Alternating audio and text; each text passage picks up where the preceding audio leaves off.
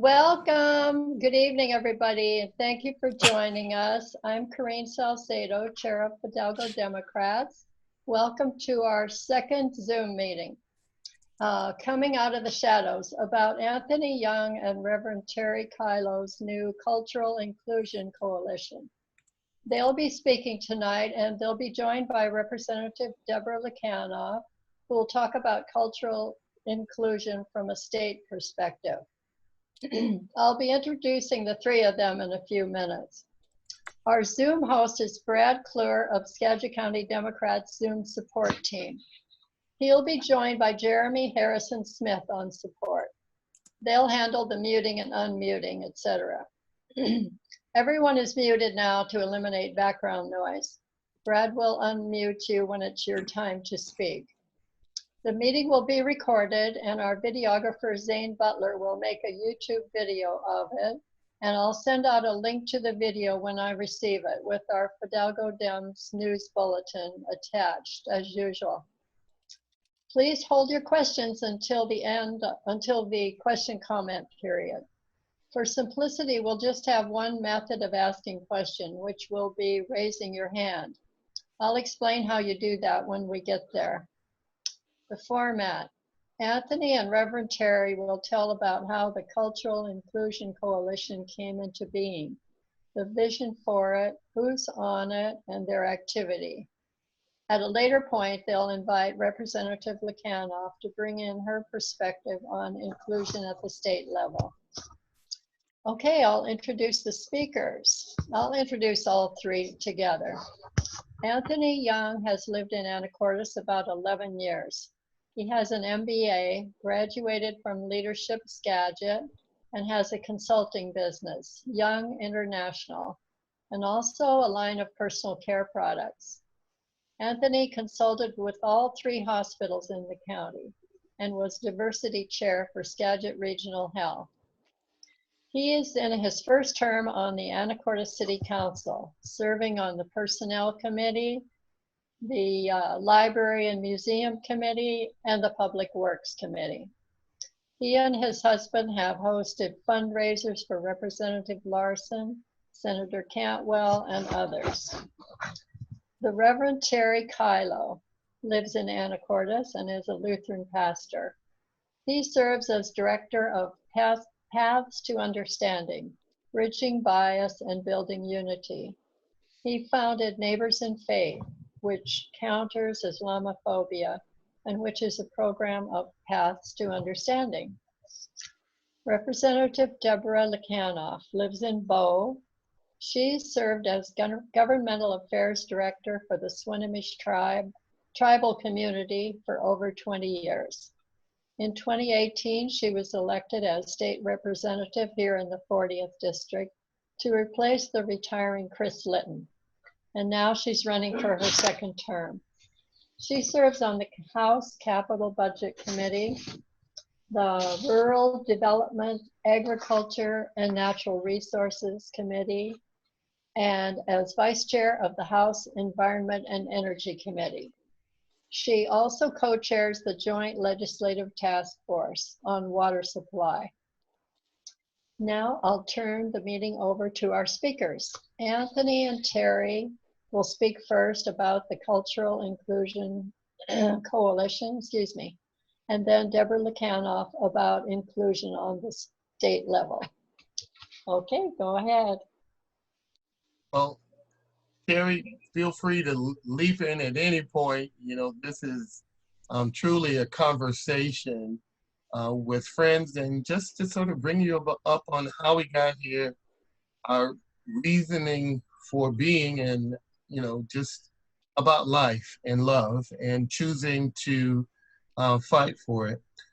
Excuse me, Anthony, I'd like them to hold their feedback, questions and comments until all three are done, and then I can explain, raise their hand and all those details. Okay. Sorry to interrupt. No, I appreciate it. Okay, well, go ahead. One of the things about it was, you know, when we decided, my spouse and I, to move out here, you know, I was very active on the East Coast, organizing clinics issue driven. And it was just part of my upbringing and the core of where my heart is. And it just really centered around people coming together, but determined to find a way for people to realize that we are together. Let's just look at each other and try to find ways that we can support one another and love one another. And we can't be ashamed of that. So that sometimes require action. And so I grew up with an organizing family. My mother organized for water to come to the little neighborhood that people were still using pumps in, and that our city on the East Coast had bypassed. She also organized to help elect one of the first African Americans representatives from our area there. And all of that taught me a hard lesson about life as we grew up during segregation, as we grew up in the middle of Jim Crow and the systems seeking to divide us, when my quest was looking for ways to join us. And so it became a game for me as a kid to find that commonality. My spouse is a surgeon in medicine here, and we support that. And so we had a chance to come out, and we fell in love with the place. And the thing that I needed to deal with was, could I live here? Was it anything like the South in the separation of people and statuses and tiers? And I fell in love with our wonderful city. It is amazing. Our area is good, but there are things we need to work on. And there are prisms of life we're hoping to have everyone begin to look at others from, that sympathy, empathy, and compassion. And so, we came out and I began to notice conversations that was difficult to have, but we all talked about a diversity. We talked about wanting it, but it was always so low on the priority list of organizing around it, trying to figure a way to do it. It wasn't about having diversity for the sake of diversity. It was about having diversity that was here, welcoming and inviting people to the table. And so I am, in many ways, I try to blend in, but what can I do? So, I stopped trying to blend in, but trying to befriend and tell a story that people could love and understand. And that brought me to some of you here that I know as friends and people who've lifted me, of course, our hostess, and many of you here, Terry, and so many others. I hate to call names, but at the end of the day, there is a difference. And when we begin to talk about difficult issues, such as even in the recent murder or slaughter of the jogger, we're all upset about that. But there are a plethora of other people whom have not had that opportunity. Growing up, seeing people maimed, hung, burned, crosses, it was just so disheartening to the wonderful, lovely people that we really all are, because there were windows that we interacted with others of different cultures, and it was beautiful. So some of this was contrived, and I felt that part of my calling was to start here and tell that story, and in some ways try to tell my story from an honesty standpoint that would envelop you and somehow invite you to take action.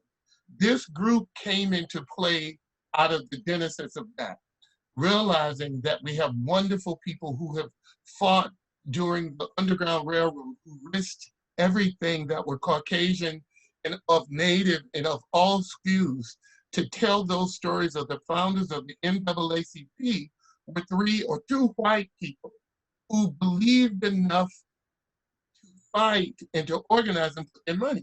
Even during Jim Crow, there were so many people of diverse hues fighting for all of us. So I wanted to tell that story. I wanted to seek them out because there are so many wonderful people just like you here that if we can relate, tell our stories, then it's more of us being vocal and coming forward. And so I met the dynamic Mr. Terry Kylo, and we were fighting through some issues here, whether it was cultural training such that our international city can be ready. And Terry was such a wonderful ally fighting Islamophobia. I won't take your apology, Terry, but just pushing and believing and taking risks for others. And we talked about this group, and our group's purpose was formed. We came up with ideas, and our goal was to bring people that are already here out of the shadows, because we have cultural people here, diverse culture.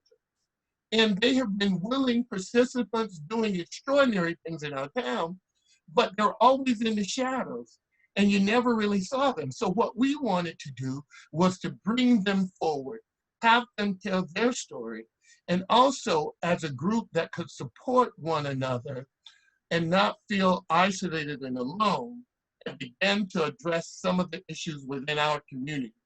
And people in the community may say that, look, you know, we have a great community. Why do you want to bring up this ugliness? Why do you want to bring up these difficult issues? Because our world needs people to relate truly with one another and not talk at one another. And truly, when you think about it, we have a society here of good people. We just need to bring them to the table so that those of us of reasonable mind, of a goal of having an ever-inclusive society that is meeting the challenge of the world that's ahead and already here, and are refusing to be divided by those that want us to be divided. We came together with that, and Terry and I thought our group and our organization could form, could help our society when people are coming in to realize that there's a backbone of diverse, wonderful people here, and bring that home. And so we did that. And so our group is growing, but we're hoping to include other folks. And part of the reason for that, it's been a little slow in the process, is when you get in a group and you really start telling your true stories, and you let out some of that pain, and you really are attempting to bond into this nucleus, what you end up doing is needing more time than you might think. And it's been a luscious, wonderful thing. And so at this point, I'm just going to give it over to Terry, because I know that he's ready to go forward on his. And after he's done, I'm going to jump in a little bit more. You know, I can't keep my mouth closed at times, but we're generally trying to help our town, whether that means in the school system, with the curriculum, because they're still teaching Columbus founded America, and that's not true. So we have to teach a multicultural history such that when our students leave here, they're prepared for the real world. And even in our employment here, we have a wonderful city with 2 people of color and well over 200 employees. So we really have to have this conversation. And that's what we're trying to do. Yeah, so Anthony, I want to say I first met Anthony, I think at the Anacortes Public Library, when Bonnie Bowers called us and our friends Mohammed and Sophia to come and participate in some diversity and inclusion conversation there. And Bonnie Bowers introduced Anthony to me as a force of nature. So that was pretty fun. So you know what happened for me around this group, and we're calling it right now the IDEA group, Inclusion, Diversity, Equity in Anacortes.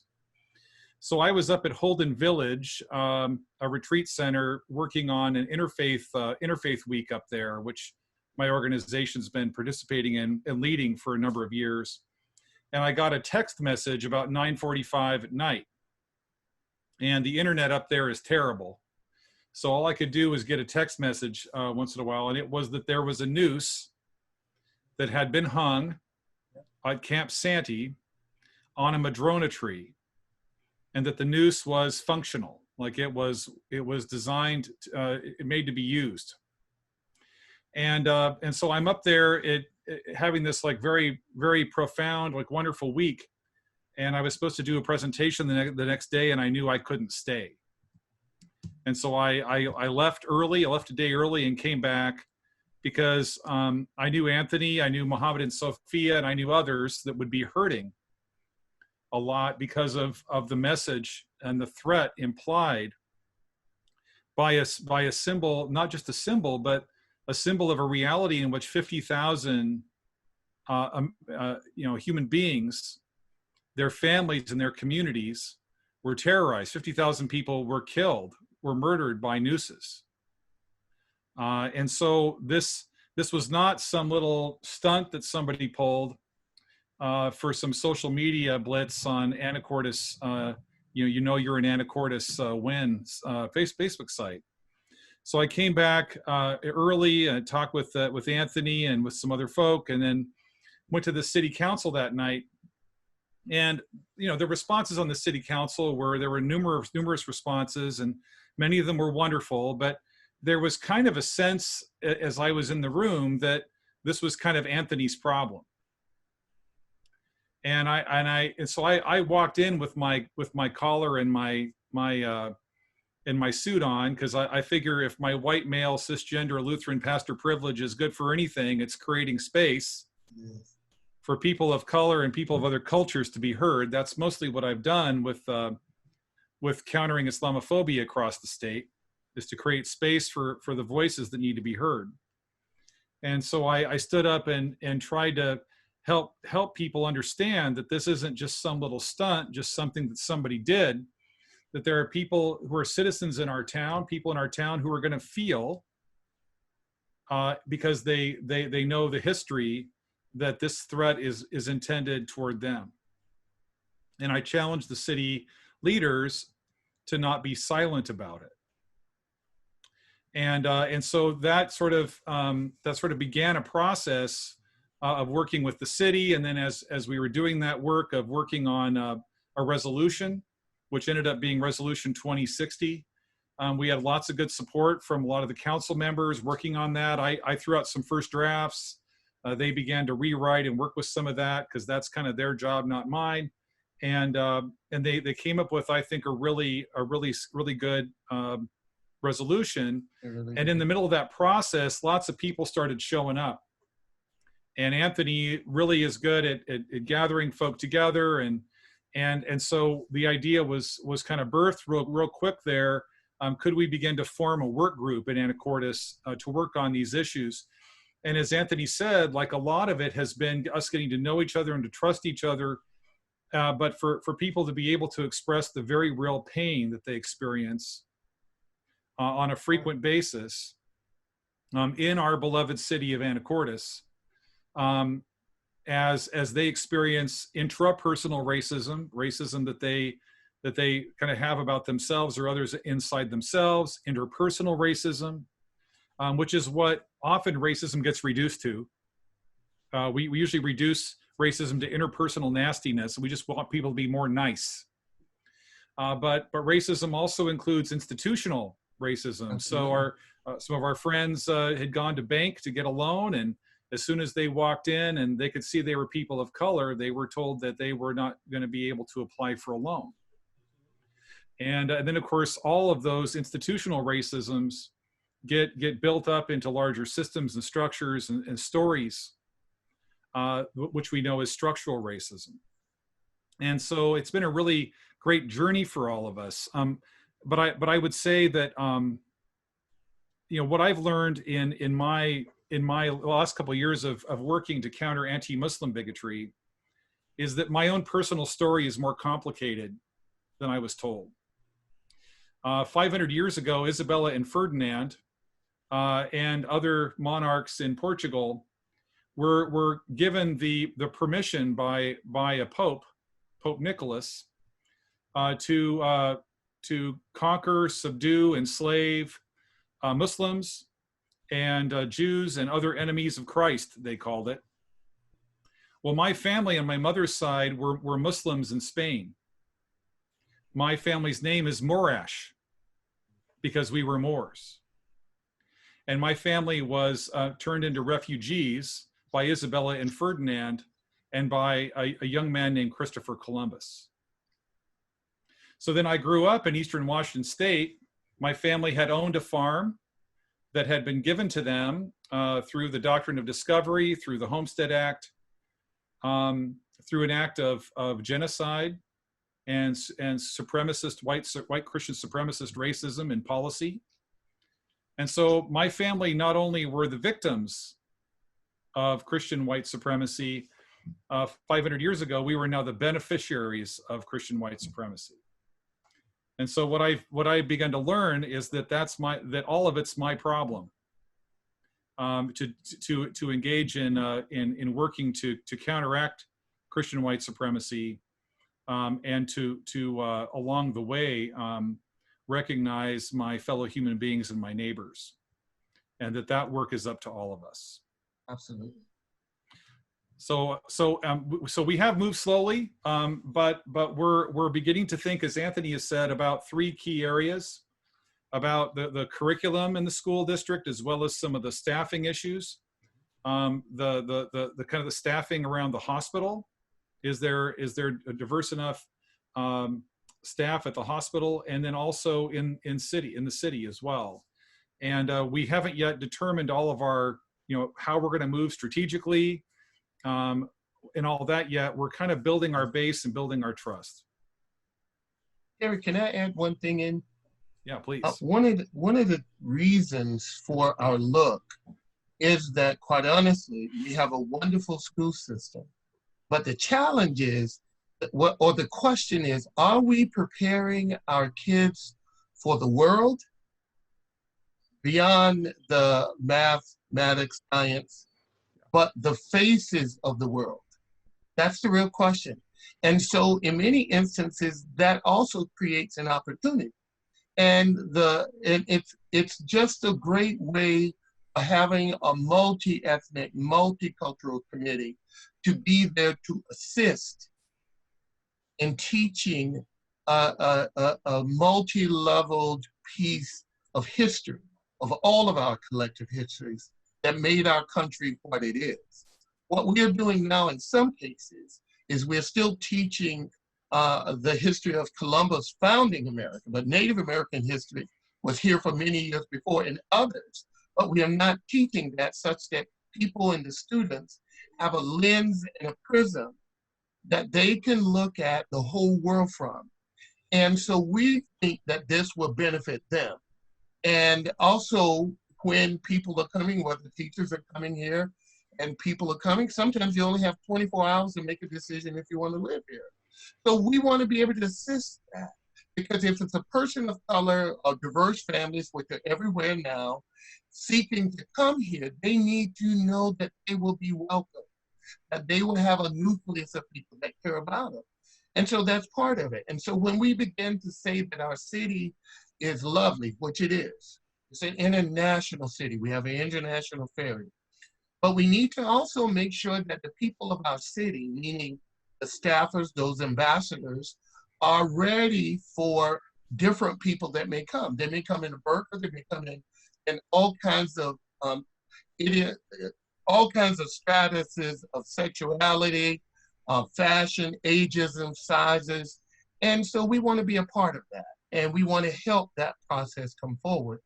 But it's been a painful journey sometimes when you're trying to enlighten people to walk a mile in your shoes and to try to see that there's this balance beam that many times people who are not in the norm are walking, meaning between the norm society and the cultural society. And I'm hoping Deborah will be able to elaborate on that as well too. But for me, I walk this balance beam, and sometimes trying to convey to good people the pain or the opportunity is hard. And it's disheartening because sometimes it's hard for cultural groups to see from your point of view and to try to be open enough for that. This joggers case is showing just that. But to be honest with you, as painful and as rudely and as just unexpected as it is, this has been going on for millennia. And now we're seeing the videos. So what we're going to ask of you is that as the group goes further, we're also going to try to show you how to be partners and learn how we can be partners with you. And we just hope that you will open up to us and allow us to come forward. Thank you, Terry. Yeah, I'm just going to add a little bit, and then we'll move on to our conversation with Deborah here. But so Anthony and I both use the word pain some, Yep. And there is tremendous pain, because as we look back at history, we don't only have a policy of domination and dehumanization by European powers, that we had a doctrine of domination and dehumanization, and then we had the reality of that doctrine of dehumanization and domination, and all of the impacts that has brought. And so there's a lot of pain to be worked through. But I think love, Yep. As I understand it, is best expressed this way: that love is the willingness to risk Yep. oneself Absolutely. on behalf of one's neighbor and oneself Yep. and one's community. And so I think the pain is worth it. The thing that I've learned about being an ally to the Muslim community in the last 4 or 5 years is that every time I get through doing an event with my Muslim neighbors, I always ask a question one way or another, but usually it's formally like this: how did I disadvantage you tonight? Because I assume that in some ways I did, because I was raised in an Islamophobic, anti-Semitic society. And so, and one of the most painful experiences, of course, is when my Muslim friend says, yes, you did, and here's how. And I have had many, many sleepless nights after disadvantaging my Muslim sisters and brothers at more than, I've done about 200 events across the state. But then comes the morning, and then comes the beautiful invitation to try again. And so it's been a lovely process, not only of pain, but also of healing. And I think the healing and the promise of a more beautiful community is worth any amount of pain that we're going to experience in the process. And I feel so blessed to have been part of that. And I feel blessed to be part of the idea group here in Anacortes, and to look forward to that work with Anthony and the others. And the other thing that I wanted to add is that our group is multi-ethnic, multicultural, sizes and ages. And what we are just getting to now, in that we have trust among this core, and that we're going to invite just so many wonderful people to the table, because this is not about blame. It's really about figuring out, how do we heal, hearing our story, and figuring out a path forward for us as a collective. And you heard Deborah mention earlier the crayon box, because we in being a part of her wonderful rise to represent us as wonderfully as she does, to bring new faces to the table. We talked about culture, and we talked about how it is so important that we as individuals of diverse hues represent all of us in the crayon box. So if we are in a position of influence, of power, of just having the ability to say something when you know something is not right or wrong, we're hoping that all of our friends and allies will move forward.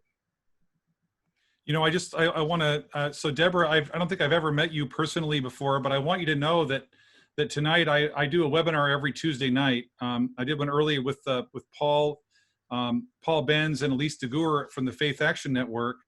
And one of the bills that they were most excited about from this last legislative session was the Tribal Regalia Bill. And so they brought that up unsolicited on the webinar tonight. So I just want you to know your leadership is well respected out there, and I'm so thankful to be able to have a little conversation with you tonight with Anthony.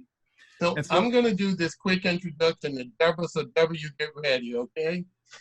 Deborah, when I first met her, was just such a dynamic and is such a dynamic woman that not only walks this balance beam between cultures, which is important.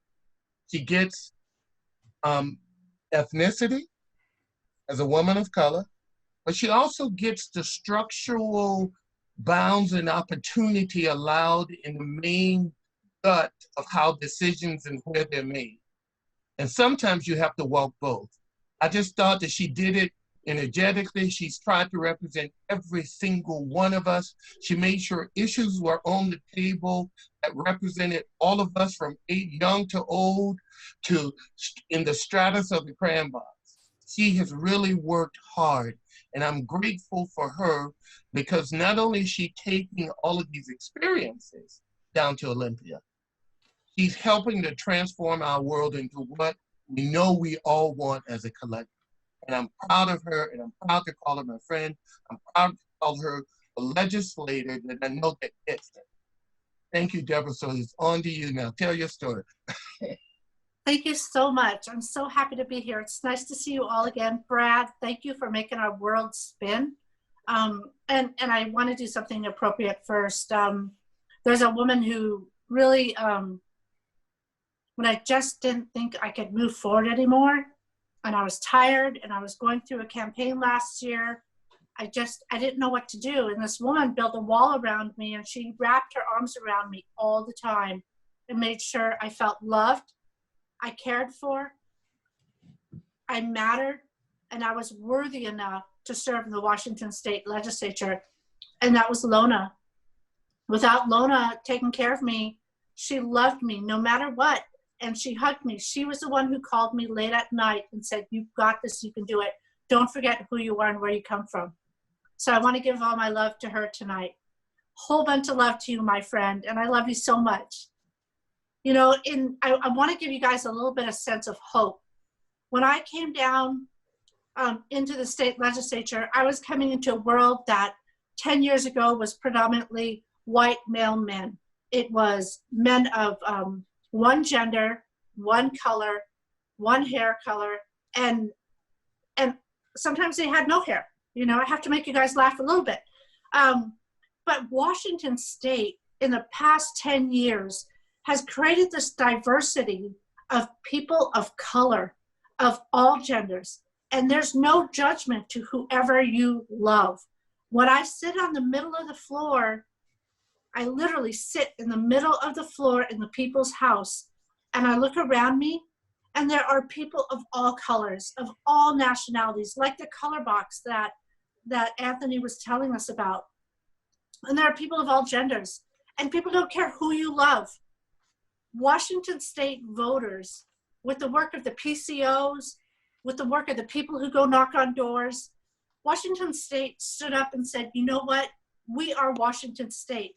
We are people of color. We are people of equality. We're people of diversity. We are doing something that recognizes that the people who call this place home are going to be acknowledged in the state legislature. We get 2,000 or 3,000 bills every session. 200 or 300 bills actually get through. In order to get your bills to go through, they have to be bills that come from someone or someplace or network or group of people who are really working those bills and creating a voice for them. The Tribal Regalia Bill came during a time when Washington State was recognizing how important their relationship was and is and will continue to be for generations to come with the sovereign nations of the Washington tribes. They recognized that there was a time when we were never allowed to have long hair, or to wear beads, or to speak our language, or to share our education. Through the work of Senator John McCoy, who led my conversation on a Tribal Regalia Bill, which is the right of a sovereign nation to wear their regalia during graduation.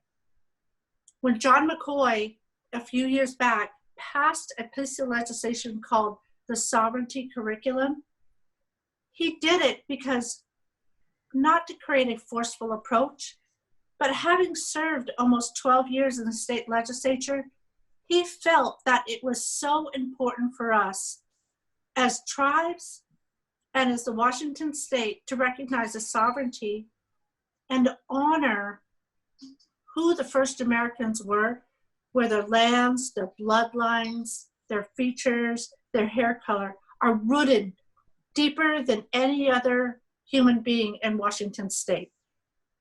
And Washington state said, yes, Senator McCoy, the first Native American man to serve in the Washington state legislature, who comes from the Tulalip tribe. You are right, Senator McCoy. In order for the future of Washington state to be successful, we have to learn about the people who've called this place home. We need to learn about the treaty right, and we need to better work together legally and politically on two sovereigns engaging in what the future might be. We know that none of us are going anywhere, so we need to better learn how to call this place home. So I have to share with you, the breath of hope. Washington state has created minority caucuses groups in the Senate and the House for people of color. And not to say that anyone has done anything bad in the past, but to forgive, to work with kindness, to educate those around you, to take the time to be patient, and to make sure that the conversation that we're having today in the Washington state legislature, at the tables of our tribal councils, at the committees within our state and local levels that are consisting of people of color, is that we are committing to educate one another so that the next generation, when two youths are sitting next to each other, they're going to acknowledge them as a person who calls this place home, just like I call this place home.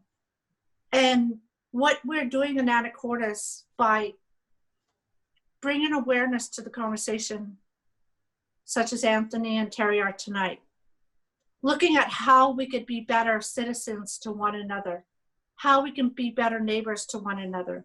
How do you build the capacity to say, we acknowledge there's a situation that happened. We're going to educate our community. We're going to make sure that public safety and the safety of our neighbors go first. And we're going to do it today forward. And we'll walk together.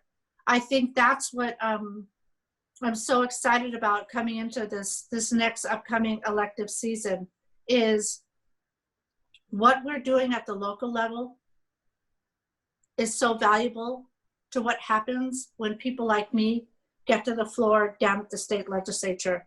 And I'm giving you guys just a little bit of excitement because those 200 to 300 bills have a breath, have a voice, have a conscience, have a legal aspect of how those bills need to not only influence this one color here, but the brown color on the other side of the hand, which is a majority of what Washingtonians are these days, who sustain our small businesses, our economies, who are within our school systems, and who are going to be the future of Washington state.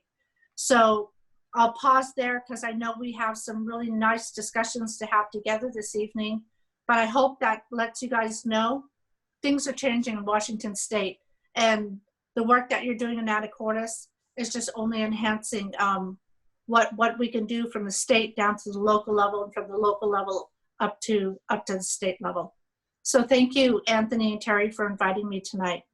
Well, Deborah, it's wonderful to have you here. And I know we had a couple of questions that I was going to ask, but I think you and Anthony have spoken to a couple of them already. And so I'm just going to ask you each one question, and that is, what sort of led you to engage in this work of public leadership? And where did you feel, to use a religious term, maybe, how did you feel called to do that? Like, what was the motivating factor for you? I mean, let's maybe start with Anthony. Well, part of that, at the core of that, was a desire to communicate, to reach people at a heart level, such that if you can discover the commonality, any perceived differences pale in comparison to that. I knew when I came here that there were some things that we needed to talk about. I felt I had something I could give to this town in public service. That's a whole big deal for me, is I know I'm a public servant. I'm a willing public servant. And that means that I'm trying to give the best that I can, to do the best that I can for a town that I love, even if it means that I have to stand alone in making sure that this issue comes forward. So I thought that that was part of how I needed to be, because I couldn't blend into the shadows, but so much it's not my personality, but it's my gift of love and looking to bring people together. That when I was asked by a wonderful woman you may know, Corinne Salcedo, who called me up, and I thought, oh no, but I love her. And it made me think that in all the years of helping to elect people, that maybe my voice here in Anacortes could be something of benefit. And I believe that it could. And so, you know, I ran. And I believe that even in this day, when there are difficult conversations being had, at the core of those conversations, the one thing that I hope you will never forget about me, never question, is that my heart is in the right place. I'm trying to move us collectively forward. I have no personal grandiose agenda. I just honestly want our city to be the best that it wants to be. And I have every intention of making sure justice prevails and fairness for all is at the table. Thank you. Thank you, Anthony. Deborah, how about you? What was kind of the calling moment or the motivation for you? I think the moment that I stood at I sat in the Skagit Democratic convention meeting at Swinomish, and I looked across the gym floor, and there was maybe 75 Democrats there, and I was working with Lona. She was hosting it for the Skagit Dems, and I paused a moment, and I looked around the room, and I realized that other than the help in the kitchen who was cooking for us, Lona and I were the only two Native Americans in the room. Not only that, but I looked around the room, and there were not very many women in the room, nor were there women of my age, nor were there women of my hair color. And I paused, and in my years of governmental experience, and you'll see me do this often, I had to look at myself. If this was my mirror, I looked at myself and I said, shame on us, where are we? If we're going to invest in governments that are going to be making decisions for women, if we're going to invest in governments who are making decisions on behalf of all of our people of color, then we should have a seat at the table. And it's up to us to step forward. Shame on me and shame on us for not being here, but you can do better. This is me talking to myself in my mirror. Let's step forward. With excitement, I ran up to my good friend Bob there, and Bob Dole looked at me and he's like, you know what, you have an opportunity. And I made that opportunity and that decision. I had talked about it with colleagues. I've talked about it with friends on what if, could I possibly? Biggest question, was I good enough? We as a people of color often are not treated in a way where we feel as if we're good enough to have a seat at the table, whether or not we're smart enough, whether our hair was too long, whether we're too aggressive, whether it's a difficult time for us. But I rose to the occasion and I looked at myself in the mirror and I said, let's do this. And Bob encouraged me with a smile. And from there forward, it was taking time to sit down with my women within the Democratic caucus of all colors. And they said, we're going to hold you accountable. We aren't going to vote for you just because you're a woman. And just because you're a person of color doesn't mean you get a vote. You, which is good teachings, because my grandmother taught me the same way. You're going to work hard. You're going to show you're accountable. You're going to treat others with respect. You're going to run a kind race, no matter how difficult your race is going to be. You're going to remember who you are and where you come from, because those teachings are going to help you make the generational decisions that's going to be needed down in the state legislature. And so tying that all together, I am honored to be here. I am excited to be here. I carry the teachings of visiting with many of you in Anacortes who, like Lona, wrapped your arms around me during my election and while I was in office, and made sure that I was never alone, and that if I'm going to make a decision, I'm going to make it based on the facts that the values that come from my ancestral lands are going to be able to carry that forward. So thanks, Terry, for the question. Well, I would just say that my own story in brief is that my mother had disability. She had multiple sclerosis, and I watched people in my community withdraw from us, withdraw from my family, because they were afraid it was catching, because to be with us would be to lose status.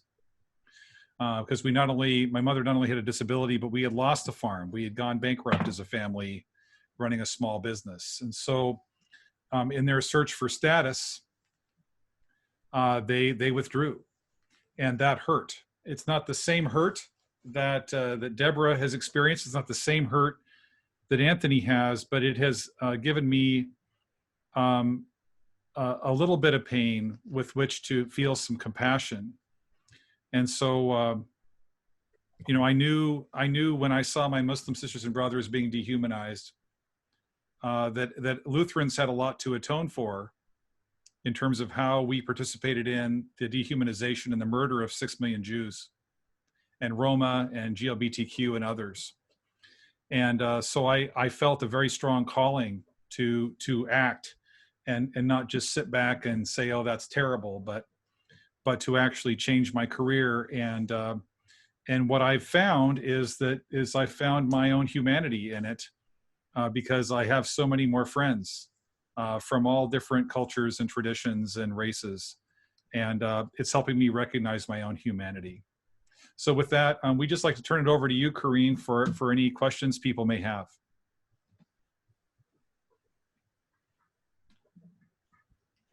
We lost your audio.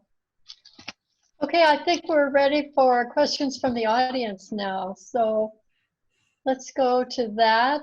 And you're welcome to make a comment as well. At the bottom of the computer screen, see where it says participants. Click on that, and then on the right-hand side of the screen, the list of everybody here appears. And right underneath the names, it says on your left, on the left side there, raised hand, and there's a symbol of a hand.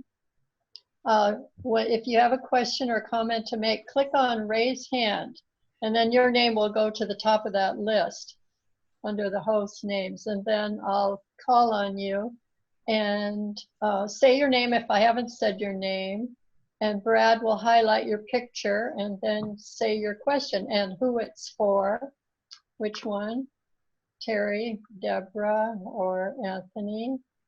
And Brad will unmute you too, so you can say your question. If you have trouble with the audio, then Zoom support will work with you off screen and we'll move on, but you can always click raise hand later after your audio gets going. Okay, so we'll start. Who has a question or who wants to make a comment?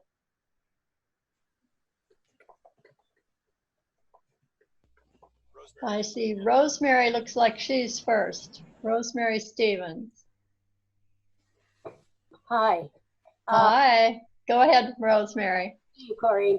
I want to know a little bit more about the group. And Anthony and Terry, thank you so much for the work you're doing with that, and with everything you do. You're just wonderful people. I love you both.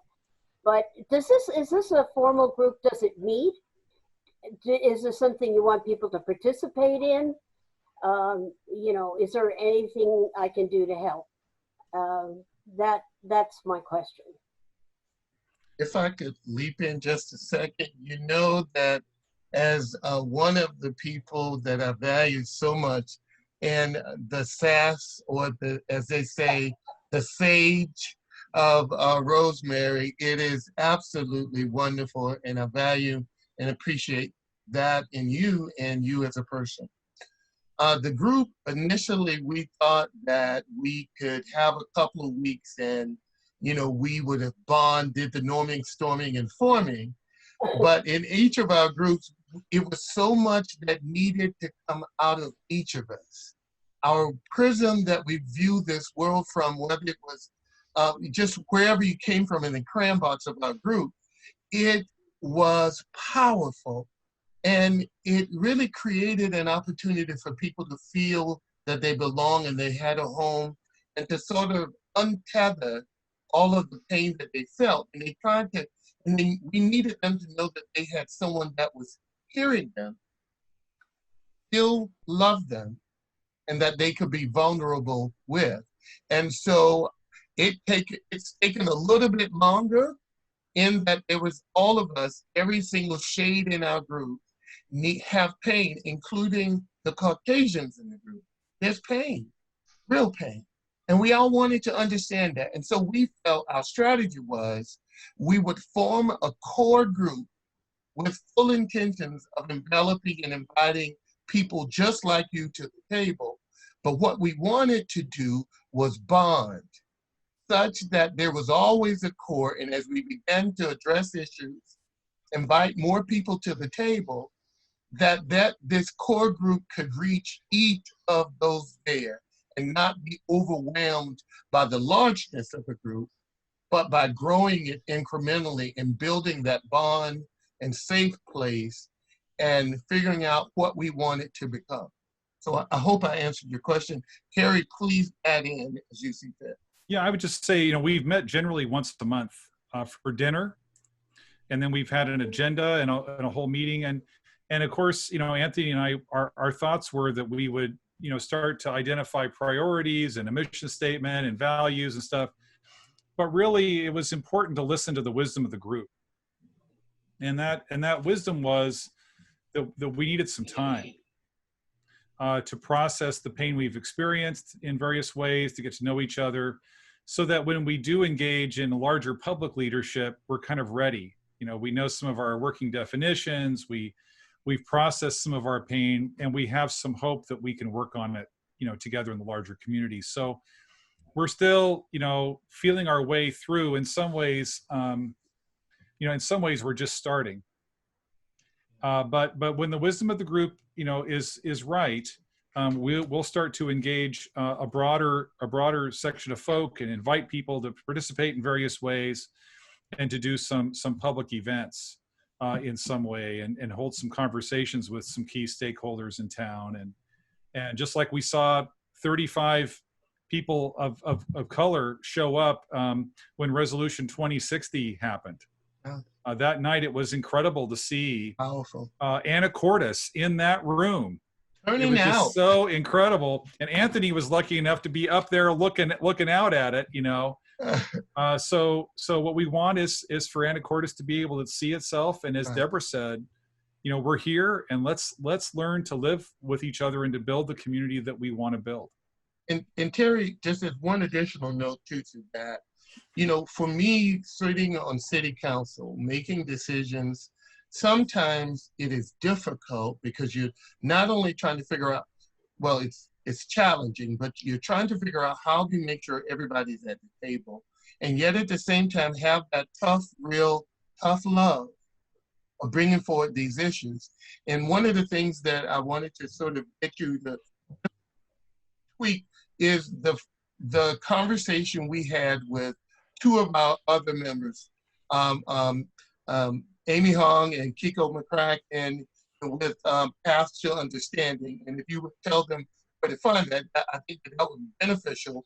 And you would also get a glimpse of how important and wonderful it is to have this dialogue, how much we really want you, and we will be reaching for you too as well. I'll send that link along. Go ahead. I'll send that link along soon in the comments. All right, thank you. Skaje Talo's name is up. or Lona Wilbur. What do you have to say? Okay, thank you. My question was not so much a question, but Deborah eloquently shared when asked about, you know, why she ran for office. And part of her story was having gone to a national NCI meeting and hearing the chair of the DNC and what he said. And I was wondering if she could share that with everyone, because many don't know that little part of her story, how she had been to that meeting and then came to Swinomish Gym, and what he had said. And then when she came to the Swinomish Gym, how that impacted her. It's a beautiful story, and I was wondering if Deborah would share that. I was, so National Congress of American Indians brings together 571 tribes, and we talk about how to build policy at the federal level. So what was exciting is Chair Tom Perez, and I've met him a couple times. I've sat and worked on national Democratic campaigns at the national and at the state level, and he just makes you sit up a little higher in your chair. And he came to National Congress of American Indians. There are 700 of us seated in the room. And he said, it's time for us to run. It is time for us to build this relationship. Everyone deserves an opportunity to serve in Congress. Don't be afraid to serve in your state legislature. Don't be afraid to serve in your school boards. Build your voices by engaging with your neighbors around you.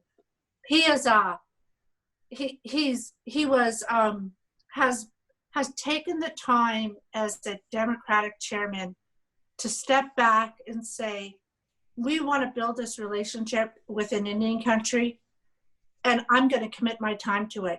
So he has a national table of Native Americans of federally recognized tribes, of elected officials, teaching the Democratic Party, this is what it's like to be in partnership with a sovereign nation. This is how we're going to better support one another. This is how we're going to engage them together.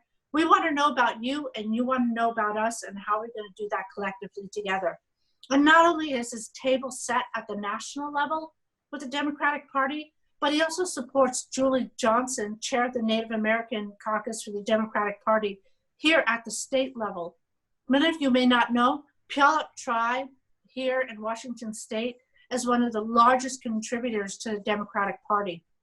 And it's because of the relationship that they have with Chair Perez.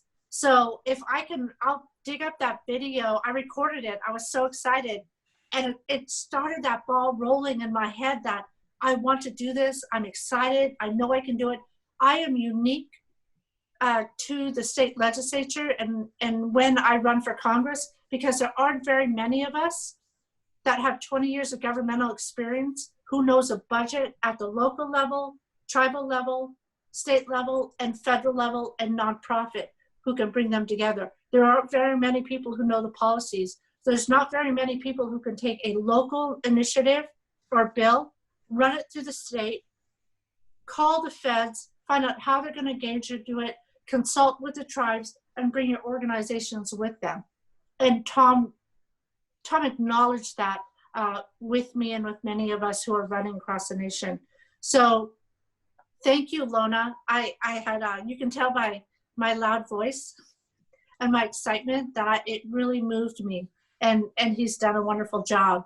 I think just really quickly, one of the other exciting moments is I set up the debates and the conversations and the fundraisers for Washington State tribes for the Democratic Party at a state level and at a national level.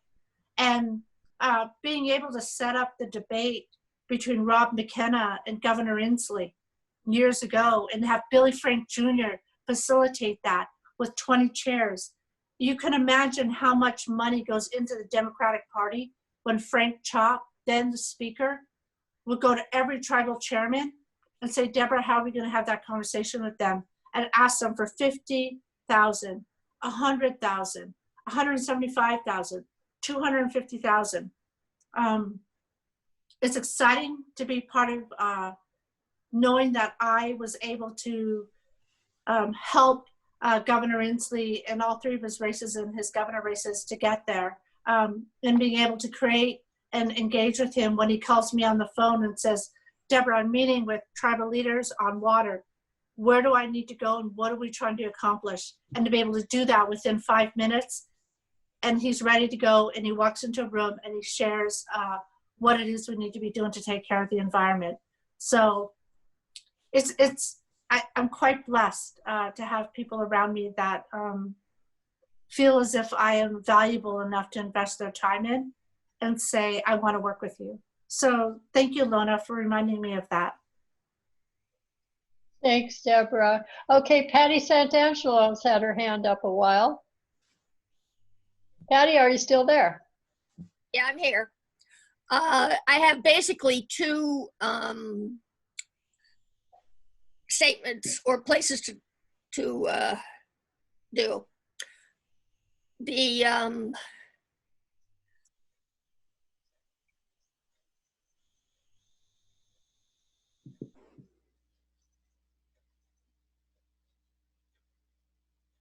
Patty, are you there? yeah,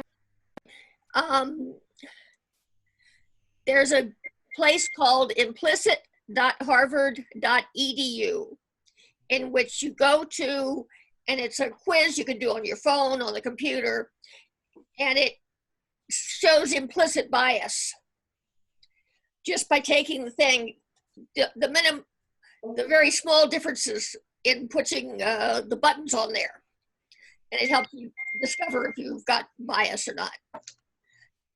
The other one I've got is the League of Women Voters of Washington State has a civics textbook that teaches about local, state, and tribal governments.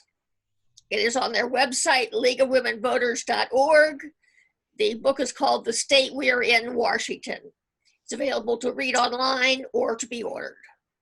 We've been trying to get it into the schools, but we have not had any luck. And that's all I was about. Okay, thank you, Patty. Yeah, I put them in the chat. Okay.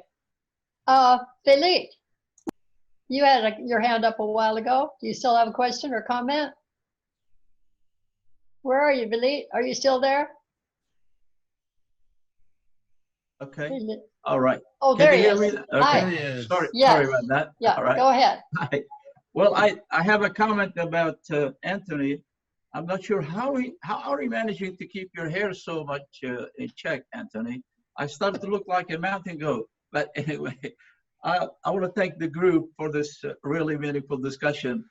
And I'm curious about your opinion. In my view, the country since mid-1990s until about 2016 made significant progress in inclusiveness and diversity sensitivity, if you will. But then unfortunately in 2016, at the end of 2016, 2017, when these gangsters in the White House took over, this whole thing went out the window, so to speak. I hope not. And I'm curious about your assessment, your feelings about this whole issue. I thought we made excellent progress in about 20 or so year time span. And then until these folks got hold of the administration, and now we seem to be, floundering a little bit. So I would be interested in your views, please. Thank you, my friend. Your legacy of work is just, it just helps me move forward. And I realize that this is a relay race that we pass the baton forward. The thing about what happened, that we struggle as a society, is to accept one another. And what we came up with in 2016 was a group of people whom had felt they were left behind, and they found their champion. However rude, crusty, willing to do anything, I've learned that there are new lows. I thought I understood what a low was. I'm realizing that in some parts of this thing that we've been facing since then, it's been their high. So the challenge that we face right now is that they are organizing a group of people willing to lie, willing to maim, to destroy, to separate, all under the auspices sometimes of religion, which is not necessarily true. You know, it's really all about power and control and a fear of a world that's here and coming. And what it really requires is one of the reasons this group was formed, and we're reaching out to you, and we're reaching out to our world people like us. We are affirming that we're here. We're not alone. Yes. That there are those of us like you and all of you in this conversation that we're giving license to speak your voice, and we are organizing to make sure that you're not alone. And so that for me has been stunning. It's been hard.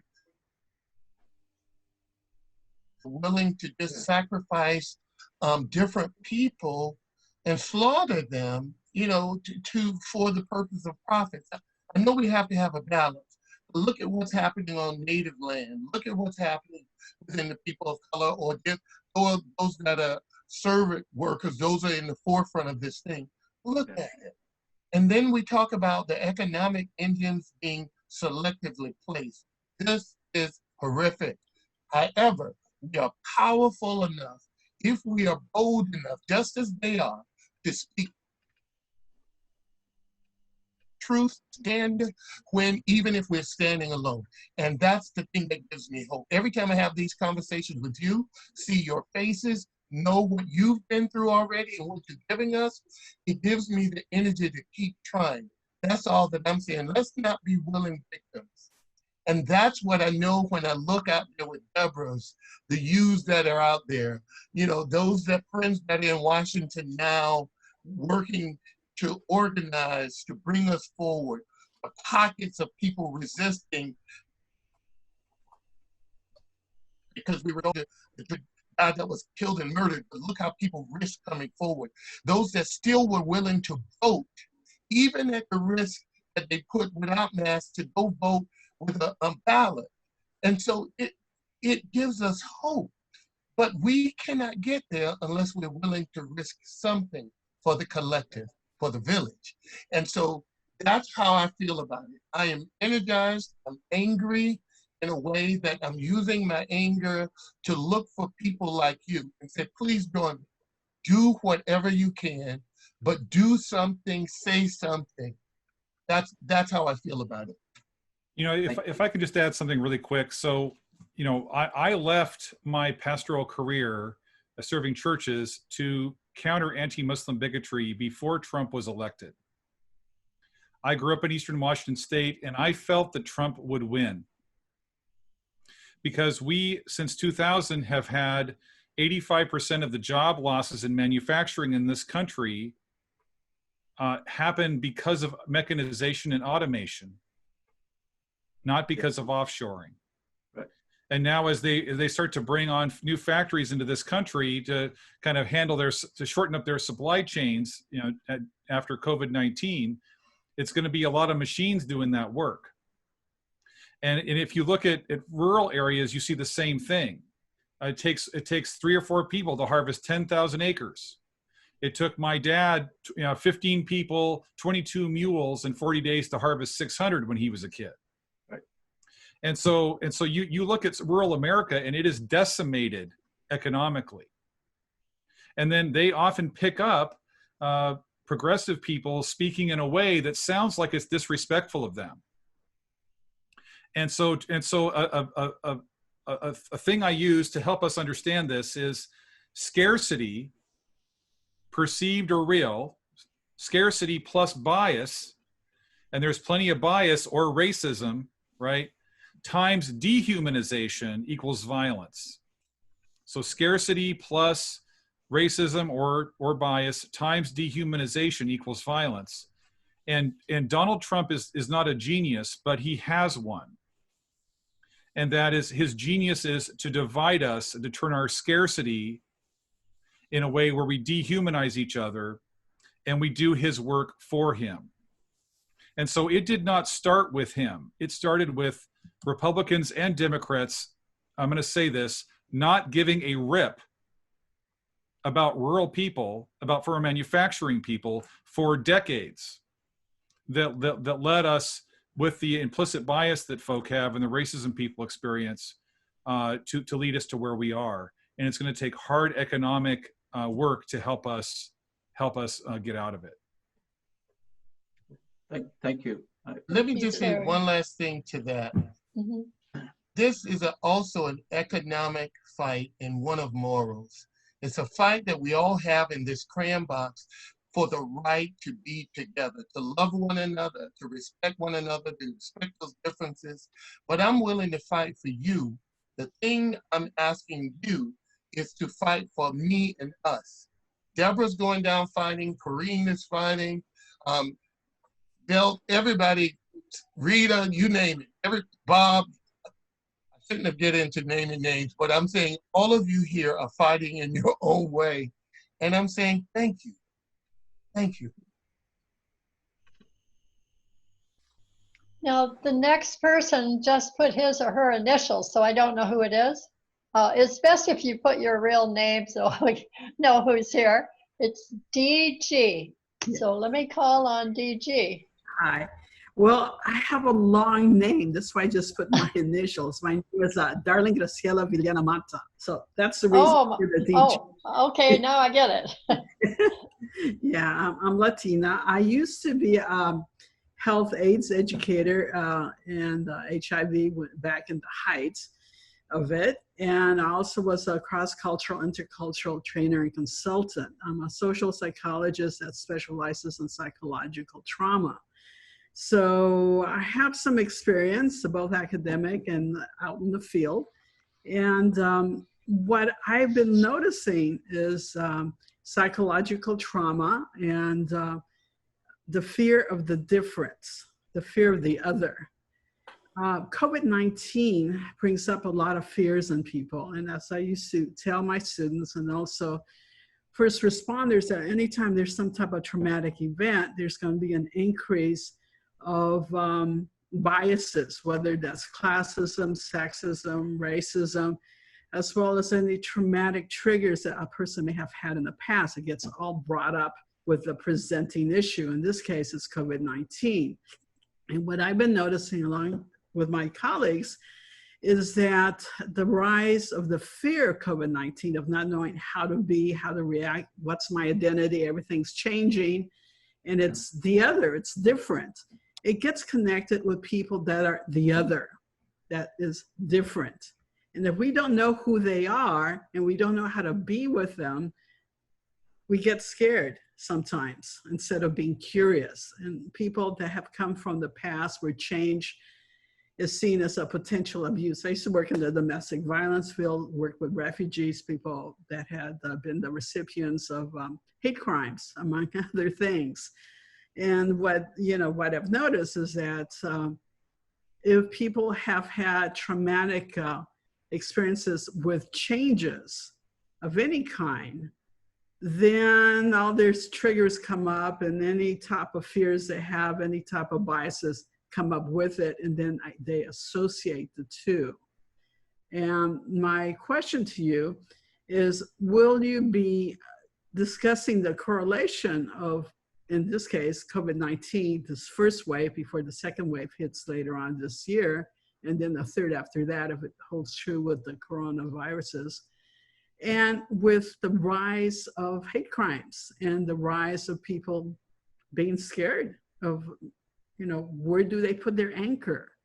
What do they trust? The identity is being shattered for many people that are doing oriented, and now their doing has changed. As you so aptly put up, the economy, the jobs, they're changing. Some have been accelerated because of COVID-19. And so I'll stop here and would like to hear what you folks have to say. Well, I'll try to start briefly. Every time, Robert P. Jones wrote that every time there's been a pandemic, we've seen racialized mob violence. Mm-hmm. And so when human beings, my own view as a faith leader is that human beings we have a lot of anxiety that we have to deal with. And part of it's baked into the cake of being mortal and vulnerable human beings who want to live, but we know we won't. And we often cover that up quite effectively with doing and with meaning systems, like even our economy is a meaning system to a lot of people. And so when we are faced with anxiety that brings to mind our mortality, we can often associate that the fact of our mortality with the fact that there are different people in the room. So the reason that 9/11 was so powerful was that it felt like Osama bin Laden invented death. And so people were able to focus all their anxiety and rage on him and on Muslims in general. And so I'm deeply concerned about the Trump campaign and the Trump administration's dehumanization of all kinds of folk. But I think an emerging one is going to be the dehumanization of Asian Americans or people perceived to be Asian American. And so it's really vitally important for those of us who are not Asian American, and particularly important for those of us that are perceived to be white, to be seen in conversation with and standing for and creating space for the voices for Asian Americans so that they have a chance to speak and be heard. That's also true of Latinx folk who've been dehumanized, and Muslims and Jews and every other group, and indigenous peoples. I mean, everyone. We've got to be creating space. But I am deeply concerned about how they're going to use that sort of unconscious anxiety, unprocessed anxiety, to try to create a rallying point, not for us as a people, as a nation, but against certain minority groups. And if it hadn't been Asian Americans, it would have been Latinx people and African Americans and indigenous people and Muslims and Jews. And it will still be all of those. But this event is creating such a deep anxiety that people can't consciously process it, like you're saying. And it's very easy for a politician with a genius, not who is a genius, but with a genius, to utilize that to divide us. If I could add to that, Carrie, excellent point. I mean, you really do make some great points about who we are, what we are, and how there are always targets in our system. And, this economic disparity that we've had, that we're working through, everyone is working hard to try to get to that brass ring. Under this administration and others in different ways, but particularly under this one, it has allowed the worst part of our society to come forward and to be emboldened enough to believe that they have a warrior in their corner that will speak to their issues, that are speaking to their issues. The sad part about it is that look at the faces of the people here within this group working hard. Parts of this group were willing to throw away the agent already. They were willing to not address several of those issues that were already there. This is definitely a divide and conquer. And so what I'm saying and hoping we do as wonderful people of diverse hues is to recognize that. And recognize that any of the solutions that we're reaching for, particularly now in COVID, we have to be very supportive of one another. And in being supportive of one another, tell each other the truth, because lies are running rampant and they're being told by the very people sometimes that you really expect the truth from. You can deal with the truth, but you're having to sort through lies, and that's the hard part. So I totally agree with you. And I just think that this is just another divide and conquer. Okay, then Jeff Mount had his hand up a while ago. Jeff's on our steering committee. Oh, yes. Hey guys, how you doing? Am I muted still? No, go ahead, Okay. Jeff. Okay, thanks. I just want to point out that Friday is would have been Ahmaud Arbery's 26th birthday. And I hope I pronounced that right. But his brother has asked people to jog 2.23 miles in his honor on Friday because that was the day he was assassinated. And as it turns out, the Washington Park Loop is almost exactly 2.23 miles. And I know a lot of folks that are listening to this already do that every day. We don't actually jog because we're old, we have bad knees. But if y'all want to just walk that 2.23 miles at some point Friday and think about Ahmaud Arbery while you do it, I think that would be a good way to remember him. So thanks. Thank you, Jeff. Now, is there anybody else who has a question or a comment? Kareem, I want to say one thing to Jeff, if I could. Sure. This is when so many of us of good-hearted, good nature, loving people of diverse hues, I'm talking to Cranbox, what we're looking for just that very thing that you just did, something. You brought forward the reminder, you reminded us that there's a walk or a jog around it. Those are the little things or big things that we each can do toward helping our society grow together. That's all. And people are sometimes reluctant to say, what can I do? We're always looking for that silver bullet that can do it all with one shot. I'm saying the solution is in many shots, many small and big things. So thank you all for even listening to us in this process. And I hope your heart is open enough to realize that although we may not have solutions, none of us, but we're working toward a common goal of love for all of us. Thank you. Now, Rita Sullivan had her hand up a minute ago, but she put it back down. Rita, I just wanted to thank. There she is. Go ahead, Rita. I just wanted to thank Jeff Mount, the walking ladies that do the loop 3 days a week. We will definitely be honoring on Friday the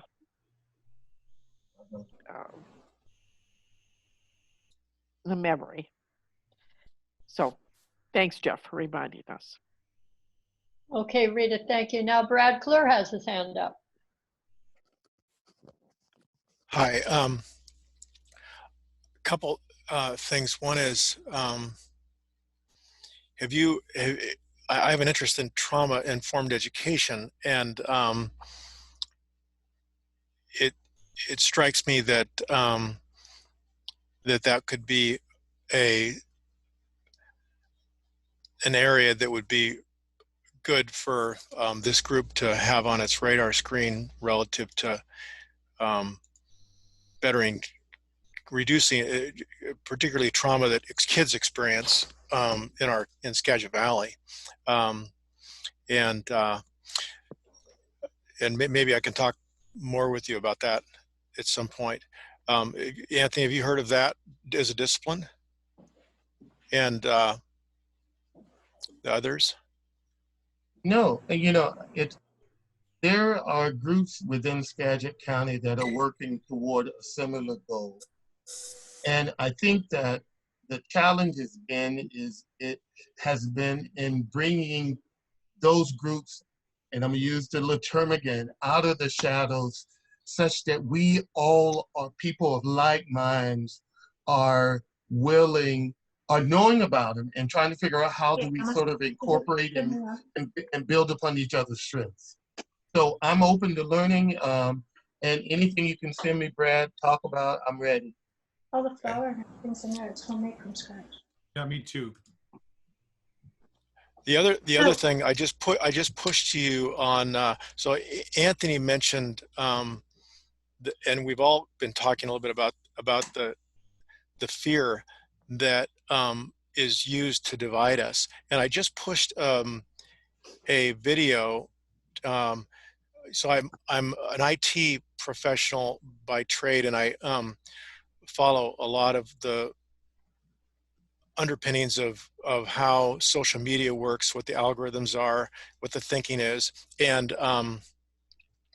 there's a very, to this group, there's a very definitive way in which Cambridge Analytica was able to put together fear, anxiety, and run psychographic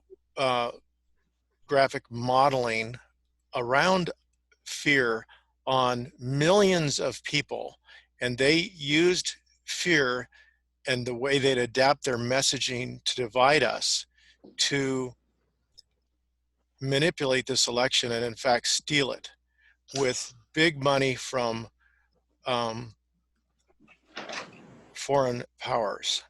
And I think it needs to become part of the progressive language, how fear in all kinds of ways, but particularly racial fear, and is used to manipulate us and divide us. And that when you when we see that, we should somehow bring it into our thinking so we can overcome it. You know, literally, you know, fear is the mind killer, and the way to overcome this is to bring it into a thinking realm and compensate for it, and then to do things like this to reach out and heal together. So Brad, I just want to thank you for the Dune reference. I don't know if you knew that's where that was from. Anyway, so I've been running a national social media campaign called Facts Over Fear. Oh wow! And we've been doing we have 5 animated videos. We have memes that we're pushing out. Like one of the memes that got like 40,000 views was American Muslims. 50,000 American Muslims serve as doctors in the United States. So we've researched our messaging, and we're carrying it out in this national campaign. And you should, if you go to our Facts Over Fear Facebook page, you'll see the incredible hate and fear that comes out even against 50,000 American Muslim doctors. Now, we had 500 people share that meme, but and many of the comments are just exactly the same. So, you know, some of them are probably bots, but some of them are just real people that have bought drunk the Kool-Aid. And so we really are toxic with fear. We have and it's been weaponized against us. No, I apologize for interrupting, but we have groups here in the Valley that's organizing right now that are showing up with weapons, that are deliberately recruiting to do that. And I know it's hard for some people to understand how painful that is, because when you're under direct threat, it transforms the prism with which you look at, whether it's the news, whether it's, you know, other issues coming up, swastikas, whatever it is. But when you're under direct threat, it's hard for you to be objective when you know that this person and in these last few years have been carrying out those executions.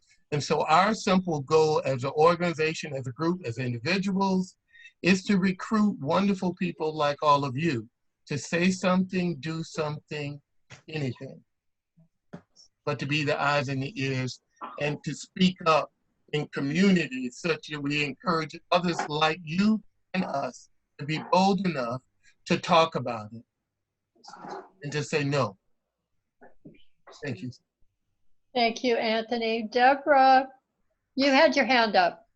I did. Okay. I'm sorry to have to, I have an 8:30, I'm still working tonight, guys. I've got an 8:30 committee meeting that I've got to talk about COVID budgets for small businesses. I just wanted to thank you guys though. I think this is a really meaningful discussion. Thank you, Jeff, for your recommendation of 2.23. I've been running 3, but I'll stop at 2.23 and just listen to something that's outside of your boundaries that teaches you a little bit of what we're trying to do here today. And that's really think holistically. Think of what we can better do for one another.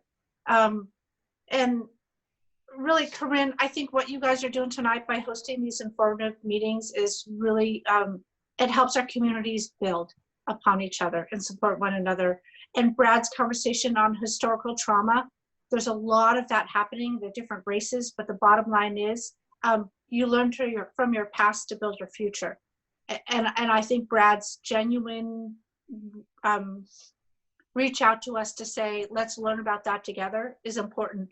There's a lot of women as I look through the gallery tonight, and I want to raise my hands to all of the women who are here. You guys have done a lot of work in Fidalgo and in Anacortes on building the recognition of Democrats, building the recognition of women, encouraging us to work harder. And that's because you guys have had the values instilled in you of what you guys have suffered through. I raise my hands to you guys because you built a pathway for us. Nothing ever comes as a handout, and nothing's ever easy. And I was raised that way. And you guys, on how you run your Fidalgo Democrats and how you hold us accountable is really important to me. And I thank you for the work you're doing. But if I don't jump on, I'm not going to be able to manage our budget conversation. Thank you so much you, for Deborah. joining us and for your kind remarks. You're welcome. I love you guys so much. Please be safe, be healthy, and we'll talk to you and see you all soon. We'll Corinne, see you invite soon. me anytime. My door's always open. Okay, thank you. Okay, Bye-bye. bye, you guys. Bye. Love you. Bye, Anthony. Bye. Okay, I think that's all the questions. So Mhm. we'll conclude. And I want to thank the other speakers and the Zoom support team and all the participants who came. And our next meeting is going to be Tuesday, June 9th on ranked choice voting with Lisa A. Rowe and Mohit Nair speaking about ranked choice voting right here on Zoom. So you'll get an invitation to that too. So good night, everyone.